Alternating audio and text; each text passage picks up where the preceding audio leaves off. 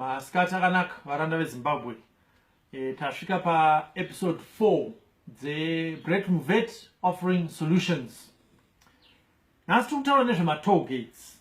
Tose tinoziva kuti mugwagwa watinofamba nemota dzedu dzinoda kugadzirwa. Kuti dzigadzirwe panoda mari. Kuti pawanikwe mari, hurumende inofanirwa kubata mutero. Dzimwe nyika dzinoti kuisa ma Tollgates munzira ndo nzira yakanaka kuti vawane mari yekugadzira migwagwa. Isusu pano pa Brett tinoti kwete manyepo. Regai titarise kuti ma Tollgates muZimbabwe anotibatsira here kuti tiwane mari yekugadzira migwagwa kana kuti kwete. MuZimbabwe pane ma Tollgates 26. Apa pane dzimwe 35 dziri kuda kuvakwa. Pa 26 dziripo dziri kutora $2.5 million pamwedzi chete kana kuti $30 million pagore. Mari iyi haizi yedu sevanhu veZimbabwe. Inogoverwa nema foreign company vakauya nema Tollgate iwaya.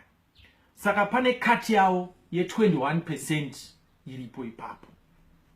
Vane ma calculator, chimbobvisai ma calculator, timboonesana imates dzacho ze grade 5.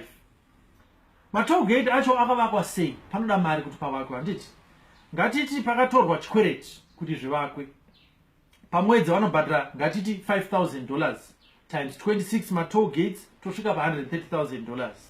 Vashandi ngatiti pane vanhu 5 pa shift, uyezve pane ma 8-hour shift 3 matatu pazuva. Ngatiite kuti pamwedzi each Tollgate it's $8,500 for wages and salaries times 26 tosvika pa $221,000. Panoda magetsi, panoda mvura, data, internet nezvimwe kuti pashandike zvakanaka. Toti $800 per Tollgate times 26 yosvika pa $20,800. Toti security, insurance, kana pakasvika matsotsi, kana pakaitika moto, panoda kuitwa insurance policy ye Tollgate iyoyo. Maintenance, kana kugadzira zvinhu kana zvafa, ma lights, ma computers, mabhumu zviye, ngatiti $1,000 per Tollgate rimwe chete times 26 Tollgates tosvika pa 26,000. Ma bank charges, mari yese inoda kutorwa inofanirwa kuendeswa kubank. Imwe neimwe bank inoshandiswa inofanirwa kubhadhara. Pane portion yema fees iwayo anoenda kuma bank deposits. Toti $1,500 per Tollgate rimwe chete times 26 is $39,000 per mwedzi. Tikaita total yezvinhu zvese izvi tinosvika pa $444,600 per mwedzi, kana kuti 5.3 chakuti pagore. Apa vari kuti nema Tollgates acho ari kutora 30 million, handiti?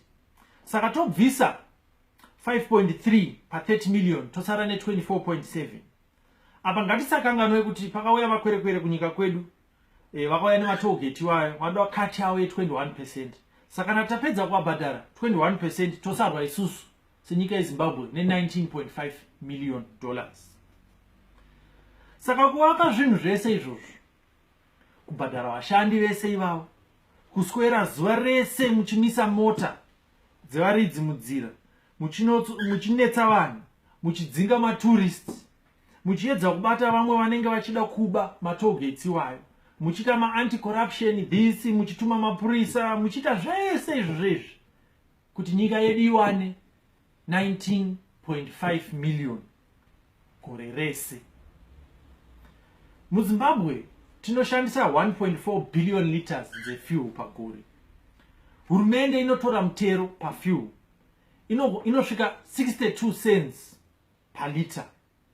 Asi kati inoenda kuzinara kuti igadzire marodhi inongosvika pa 6 cents chete.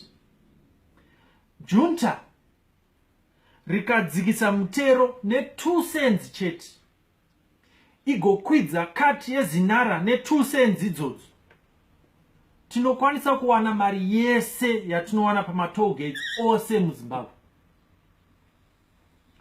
Nzira yekushandisa ma Tollgates kuti tiwane mutero hazvisi kushanda muZimbabwe. Apa patone mutero wefuel levy uripo, saka vanhu vanoshandisa njere uyezve vane madegree asingapere dai vakazviona kudhara muparliament imomo. Apa mumwe mvunzo ndewekuti ma foreign company makwerekwere ema-tollgates vanotora ma-21% avo sei kana junta riri kurambidzwa externalization of foreign currency? 21% iyoyo inobuda sei munyika? Obvious vari kuzvibvumidza. Ma-tollgates ari kushandiswa nejunta kupinza hama neshamwari dzavo pabasa. Vari kubatana nemaforeigner kuti vabe mari dzedu.